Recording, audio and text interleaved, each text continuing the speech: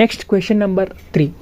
How does Napoleon seize power? ಅಂದರೆ Napoleon ಅನ್ನುವಂಥ ಫಿಗ್ ಅಧಿಕಾರವನ್ನು ಹೇಗೆ ವಶಪಡಿಸಿಕೊಳ್ಳುತ್ತದೆ ಅಥವಾ ಹೇಗೆ ವಶಪಡಿಸಿಕೊಳ್ಳುತ್ತಾನೆ ಅನ್ನುವಂಥ ಪ್ರಶ್ನೆ. ಇದಕ್ಕೆ ಆನ್ಸರ್ನ ನೋಡೋದಾದರೆ, Napoleon trains a litter of puppies to be loyal to him. ಅಂದರೆ ಆ ನೆಪೋಲಿಯನ್ ಏನು ಮಾಡ್ತಾನೆ, ಒಂದಿಷ್ಟು ನಾಯಿ ಮರಿಗಳಂದರೆ ಪಪ್ಪೀಸ್ಗಳನ್ನು ಏನು ಮಾಡ್ತಾನೆ ತನಗೆ ನಿಷ್ಠರಾಗಿರುವಂತೆ ಲಾಯಲ್ ಹಿಮ್, ತನಗೆ ನಿಷ್ಠರಾಗುವಂತೆ ಅವುಗಳನ್ನು ಬೆಳೆಸ್ತಾನೆ.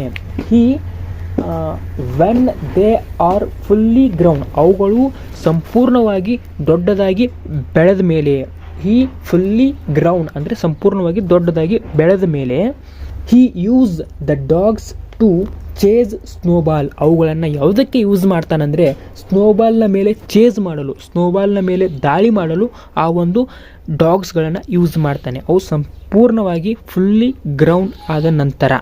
He's main rival of the farm, ಅಂದರೆ ಅವನ ಮೇಲೆ, ಯಾರ ಮೇಲೆ, ಸ್ನೋಬಾಲ್ ಮೇಲೆ ಯಾಕೆ ಅವುಗಳನ್ನ ಡಾಗ್ಸ್ಗಳನ್ನ ಚೇಸ್ ಮಾಡಲು ಬಿಡ್ತಿದ್ರೆ ಅಂದರೆ ಅವನ ಇಂಟೆನ್ಷನ್ ಏನಾಗಿತ್ತಂದರೆ ಆ ಸ್ನೋಬಾಲ್ ಏನಾಗಬೇಕು, ಆ ಒಂದು ಫಾರ್ಮನ್ನು ಬಿಟ್ಟು ಹೋಗಬೇಕೆನ್ನುವಂಥ ಇಂಟೆನ್ಷನ್ ಯಾರ್ದಿತ್ತು, ನೆಪೋಲಿಯನ್ದು ಆಗಿತ್ತು ಅಂತ ಹೇಳ್ಬೋದು. ಆದ್ದರಿಂದ ಅವನು ಆ ಡಾಗ್ಸ್ಗಳನ್ನು ಅವನ ಮೇಲೆ ಚೇಸ್ ಮಾಡಲು ಬಿಡುತ್ತಾನೆ.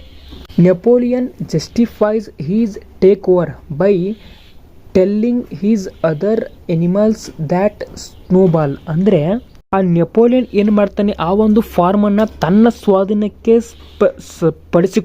ಸ್ವಾಧೀನಕ್ಕೆ ಒಳಪಡಿಸಿಕೊಳ್ಳಲು ಸ್ನೋಬಾಲ್ನ ಮೇಲೆ ಅವನು ಮಾನವನ ರೈತರಿಗಾಗಿ ರಹಸ್ಯವಾಗಿ ಕೆಲಸ ಮಾಡುವ ದೇಶದ್ರೋಹಿ ಎಂದು ಇತರ ಪ್ರಾಣಿಗಳಿಗೆ ಹೇಳುವ ಮೂಲಕ ನೆಪೋಲಿಯನ್ ಸತ್ಯವನ್ನು ಹೇಳುತ್ತಿದ್ದಾನೆ. ಅಂದರೆ ನೆಪೋಲಿಯನ್ ಏನು ಮಾಡ್ತಾನೆ ಅಂದರೆ ಆ ಒಂದು ಸ್ನೋಬಾಲ್ನ ಮೇಲೆ ಕೆಟ್ಟ ಆರೋಪಗಳನ್ನ ಮಾಡ್ತಾನೆ. ಅಂದರೆ ಆ 7 ಕಮ್ಯಾಂಡ್ಮೆಂಟ್ಸಲ್ಲಿ ಏನಿತ್ತು, ಎರಡು ಕಾಲಿನ ಮನುಷ್ಯರು,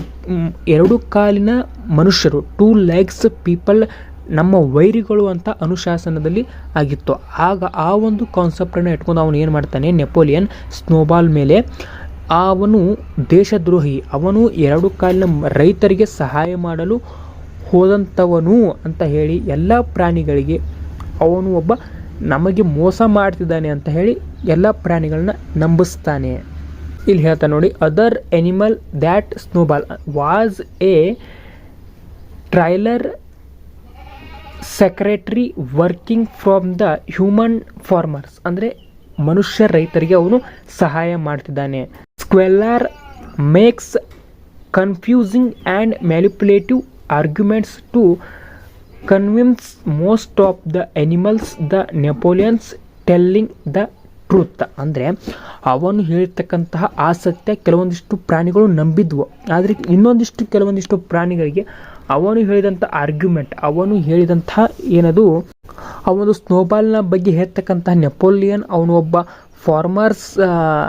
ಹ್ಯೂಮನ್ ಫಾರ್ಮರ್ಗೆ ಹೆಲ್ಪ್ ಮಾಡ್ತಿದ್ದಾನೆ ಅಂತ ಈ ರೀತಿ ಹೇಳ್ತಿದ್ನಲ್ಲ, ಒಂದಿಷ್ಟು ಪ್ರಾಣಿಗಳು ಹೌದು ಅವನು ಹೇಳ್ತಿರೋದು ಸತ್ಯ ಅಂತ ನಂಬಿದ್ವು. ಆದರೆ ಇನ್ನೊಂದಿಷ್ಟು ಪ್ರಾಣಿಗಳಿಗೆ ಅವನ ಮಾತುಗಳು ಏನಾಗಿದ್ವು ಅಂದರೆ ಕನ್ಫ್ಯೂಸ್ ಆಗಿದ್ವು ಮತ್ತು ಮ್ಯಾನಿಪುಲೇಟಿವ್ ಆರ್ಗ್ಯುಮೆಂಟ್ಸ್, ಅಂದರೆ ಗೊಂದಲಮಯವಾಗಿದ್ವು ಮತ್ತು ಕುಶಲವಾಗಿದ್ವು ಅಂತ ಹೇಳ್ಬೋದು. Will fear of Napoleon's dogs keeps any doubts from speaking out. ಅಂದರೆ ಅವರ ಆ ಗೊಂದಲಮಯಗಳಾಗಿರ್ಬೋದು, ಅವರ ಒಂದು ಕುಶಲವಾದಗಳು ಏನಾಗಿದ್ವು ಅಂದರೆ ನೆಪೋಲಿಯನ್ ನಾಯಿಗಳ ಭಯವು ಯಾವುದೇ ಸಂದೇಹವನ್ನು ಮಾತನಾಡದಂತೆ ಮಾಡುತ್ತದೆ. ಅಂದರೆ ಅವನು ದೊಡ್ಡ ಪಪ್ಪೀಸ್ಗಳನ್ನು ಸಾಕಿ ಅವನಿಗೆ ಲಾಯಲ್ ಆಗಿರುವಂಥ ನಾಯಿಗಳನ್ನು ಸಾಕಿ ದೊಡ್ಡದು ಮಾಡಿರ್ತಾನೆ. ಆ ಒಂದು ನಾಯಿಗಳ ಭಯದಿಂದ, ಡಾಗ್ಸ್ಗಳ ಭಯದಿಂದ, ಫಿಯರಿಂದ ಏನಾಗ್ತದೆ, ಅವರಲ್ಲಿರ್ತಕ್ಕಂಥ ಕೆಲವೊಂದಿಷ್ಟು ಪ್ರಾಣಿಗಳಲ್ಲಿ ಇರ್ತಕ್ಕಂಥ ಡೌಟ್ಸ್ಗಳು ಕೂಡ ಅಲ್ಲೇ ಮರೆಮಾಚಿ ಹೋಗಿಬಿಡ್ತವೆ. ಅಂದರೆ ಆ ಭಯದಲ್ಲಿ ಅವುಗಳ ಬಗ್ಗೆ ಡಿಸ್ಕಷನ್ ನಡೆಯುವುದಿಲ್ಲ ಅಂತ ಹೇಳ್ತಾರೆ. Napoleon's dogs keeps any doubts from speaking out. ಅಂದರೆ ಆ ನೆಪೋಲಿಯನ್ ನಾಯಿಗಳ ಒಂದು ದಬ್ಬಾಳಿಕೆಯಿಂದ ಆ ಒಂದು ಡೌಟ್ಸ್ಗಳು ಕೂಡ ಅಲ್ಲೇ ಮರೆಮಾಚಿ ಹೋಗ್ತವೆ ಅಂತ ಹೇಳ್ಬೋದು. ಅಂದರೆ ಈ ರೀತಿಯಾಗಿ ಆ ನೆಪೋಲಿಯನ್ ಅಧಿಕಾರವನ್ನು, ಆ ಎನಿಮಲ್ ಫಾರ್ಮ್ನ ಅಧಿಕಾರವನ್ನು ಪಡೆದುಕೊಳ್ತಾನೆ ಅಂತ ಹೇಳ್ಬೋದು. Next question number 4. What does boxer represent? Boxers ಅಂದರೆ ಈ ಅಧ್ಯಾಯದಲ್ಲಿ ಬರುವಂಥ ಬಾಕ್ಸರ್ ಅನ್ನುವಂತಹ ಕ್ಯಾರೆಕ್ಟರ್ ಏನನ್ನು ಪ್ರತಿನಿಧಿಸುತ್ತದೆ ಅನ್ನುವಂಥ ಪ್ರಶ್ನೆ ಅರ್ಥ. What does boxer represent? ಏನನ್ನು ಬಾಕ್ಸರ್ ಅನ್ನುವಂಥದ್ದು ಏನನ್ನು ಪ್ರತಿನಿಧಿಸುತ್ತದೆ ಅನ್ನುವಂಥ ಅರ್ಥ.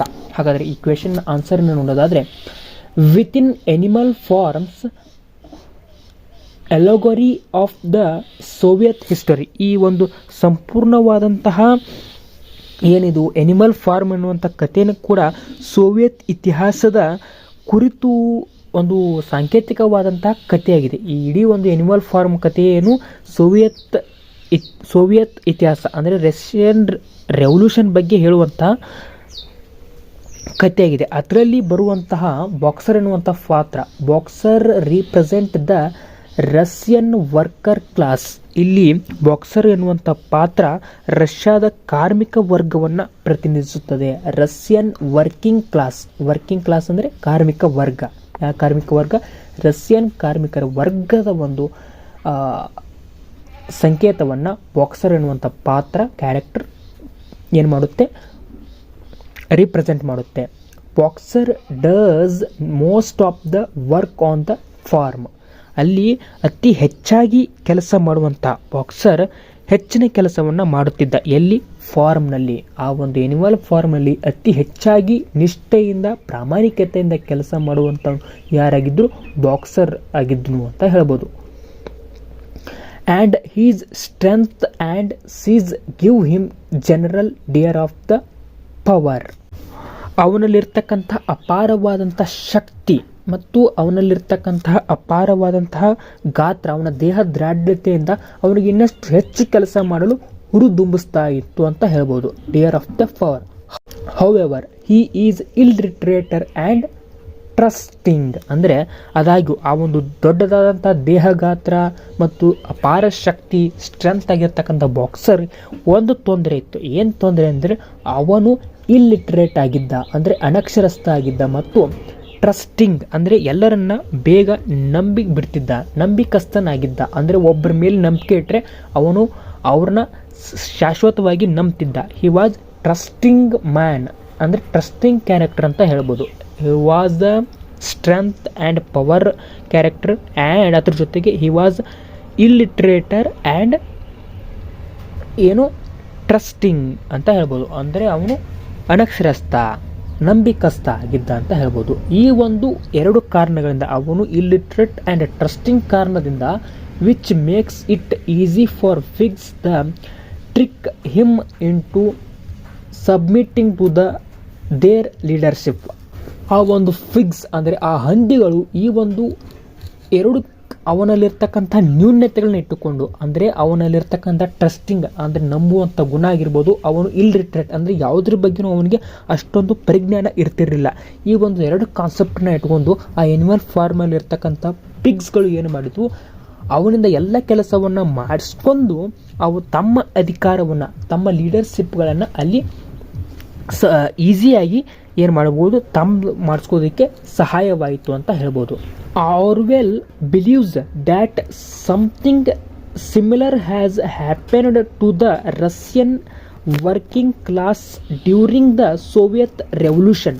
ಅಂದರೆ ಇದು ಒಂದು ಸಾಂಕೇತಿಕವಾದಂಥ ಕತೆ, ಅಂದರೆ ಎಲಗೋರಿ ಅಂದರೆ ಸಾಂಕೇತಿಕವಾಗಿ ವರ್ಣನೆ ಮಾಡುವಂತೆ ಹೇಳೋದು. ಆಗ ಏನು ಹೇಳ್ತಾರೆ ಅಂದರೆ, ಈ ಒಂದು ಕ್ಯಾರೆಕ್ಟರ್ನ ಇಟ್ಕೊಂಡು ಆರ್ವೆಲ್ ಅವರು ಹೇಳ್ತಾರೆ, ನಂಬಿದ್ರು ಇದೇ ರೀತಿಯಾದಂತಹ ಸಿಮಿಲರ್ ಕ್ಯಾರೆಕ್ಟರ್ ಎಲ್ಲಿ ಆಗಿತ್ತು ಅಂದರೆ ರೆವಲ್ಯೂಷನ್ ಕ್ರಾಂತಿಯಲ್ಲಿ ರಷ್ಯಾದಲ್ಲಿ ಆಗಿತ್ತು. ಅಂದರೆ ರಷ್ಯಾ ಯೂನಿಯನ್ನಲ್ಲಿ ಆ ಒಂದು ಕಾರ್ಮಿಕರ ವರ್ಗ ಏನಿತ್ತು ಅದು ಬಹಳ ಶಕ್ತಿಶಾಲಿ ವರ್ಗ ಆಗಿತ್ತು. ಆ ಶಕ್ತಿಶಾಲಿ ವರ್ಗದಿಂದ ಬುದ್ಧಿವಂತ ಜೀವಿಗಳು ಅಂದರೆ some union, but they were tricked and betrayed by Russian intellectuals. ಅಂದರೆ ಅಲ್ಲಿಯ ಬುದ್ಧಿಜೀವಿಗಳು ಏನು ಮಾಡಿದರು, ಆ ರಷ್ಯನ್ ವರ್ಕರ್ಸ್ಗಳನ್ನು ಏನು ಮಾಡಿದರು, ತಮ್ಮ ಕೆಲಸಕ್ಕೆ ಯೂಸ್ ಮಾಡಿಕೊಂಡು ಅವರ ಮೇಲೆ ದಬ್ಬಾಳಿಕೆಯನ್ನು ಮಾಡಿದರು ಅಂತ ಆರ್ವೆಲ್ ಅವರ ಒಂದು ನಂಬಿಕೆಯಾಗಿತ್ತು.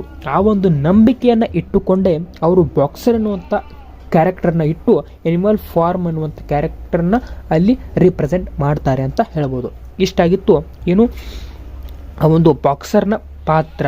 ಬಾಕ್ಸರ್ ಎನ್ನುವಂತಹ ಒಂದು ಕ್ಯಾರೆಕ್ಟರ್ನ ಪಾತ್ರ ಏನು ಪ್ರತಿನಿಧಿಸುತ್ತಂದರೆ ಅಲ್ಲಿಯ ರಷ್ಯನ್ ರೆವಲ್ಯೂಷನ್ಸ್ ವರ್ಕರ್ಸ್ಗಳ ಬಗ್ಗೆ ತಿಳಿಸ್ತಿತ್ತು. ಹಾನೆಸ್ಟ್ ವರ್ಕರ್ಸ್ಗಳ ಬಗ್ಗೆ ತಿಳಿಸುತ್ತೆ ಈ ಒಂದು ಬಾಕ್ಸರ್ ಎನ್ನುವಂಥ ಪಾತ್ರ ಅಂತ ಹೇಳ್ಬೋದು.